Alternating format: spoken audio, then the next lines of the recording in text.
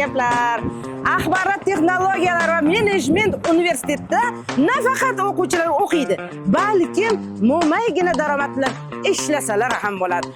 Bu universitet sharoitini aytsam, men sizlarga voy yotoqxonalariga gap bo'lishi mumkin emas. Universitetda hamma sharoitlar bor.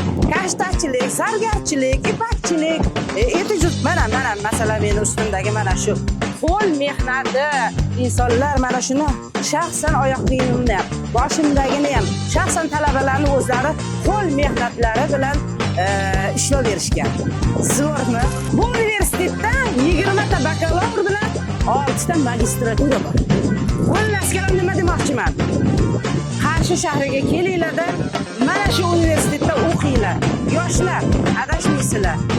Rosa zo'r mazza qilib ham o'qiysizlar, ham ishlaysizlar, salomat bo'lasizlar.